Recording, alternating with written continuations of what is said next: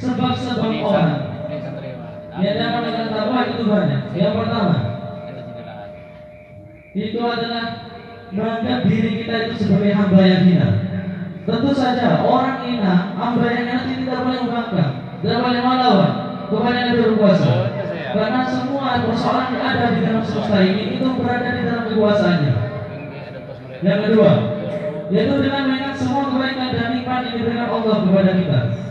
Ada dua kenikmatan yang diberikan Allah kepada kita, yang mana kebanyakan orang itu tertipu oleh dua nikmat tersebut. Apa kata Nabi? As-sihhatu wal far. Yakni nikmat sehat dan nikmat waktu luang. Kita punya nikmat waktu sehat. Kita punya nikmat waktu luang. Kita itu sudah dimati-mati oleh Allah. Tapi kenapa kita tidak melakukan untuk taubat?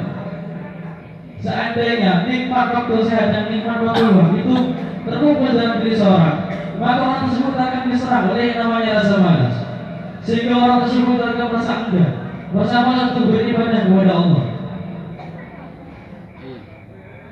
Nikmatnya ibadah itu ketika ada masalah. Karena kenapa? Karena ketika ada orang mendapat masalah kemudian tak berdoa, orang tersebut akan usul, merasakan akan keluar air mata dari mata.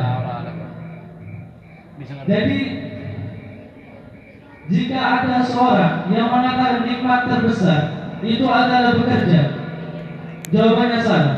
Karena monyet itu juga bekerja. Jika ada orang yang mengatakan nikmat terbesar itu adalah hidup, jawabannya salah. Karena hewan itu juga hidup. Jika ada yang mengatakan nikmat terbesar itu adalah tenaga, jawabannya salah. Karena gajah itu lebih bertenaga. Jadi nikmat terbesar itu apa? Yaitu takut kepada Allah Subhanahu wa taala. Bukan karena takut rugi.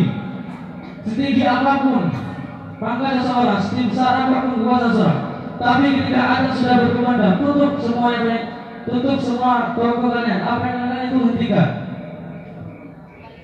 Kalian akan duduk bersimpuh dan berdoa kepada Allah Taala.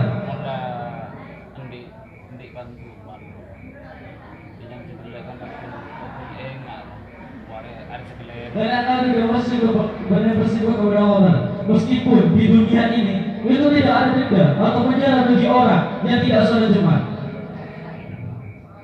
Jadi kita takut kepada Allah murni. Murni karena takut kepada Allah, bukan karena takut karena rugi. Bukan.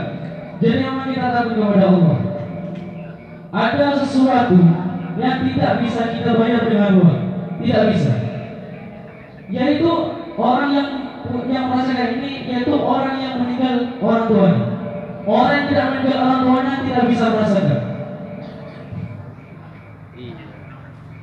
Orang yang tidak merasakan ini, yang tidak orang tua kita mungkin tidak bisa merasakan. Jadi mumpung orang tua kita itu masih ada, cium keningnya, peluk badannya, jangan malah kita durhaka kepadanya. Karena jika kita senang dengan hati mereka, maka rezeki kita itu akan lancar. Dan jika malah kita durhaka, maka itulah awal mula atau Allah mengatakan kepada kita. Makanya kita harus banyak-banyak bersyukur kepada Allah, mumpung orang tua kita itu masih ada. Dan manusia itu akan bersyukur jika selalu melihat nikmatnya orang lain. Karena kenapa? Karena orang yang kaya itu bukan orang yang banyak harta dunianya, tapi orang yang kaya itu apa? Orang yang merasa cukup dengan kehidupannya.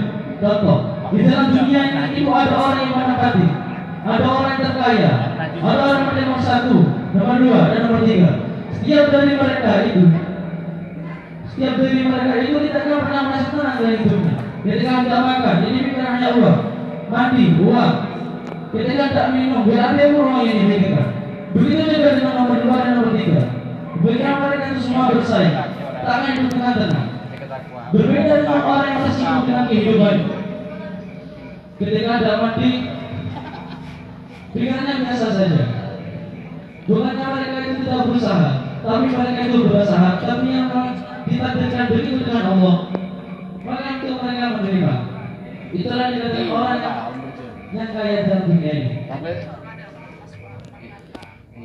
Tapi mau kurang kadul aja. Orang ketika memberi dan yang memberi itu mengucapkan terima kasih, dan orang yang memberi itu mengucapkan sama-sama. Allah tidak begitu.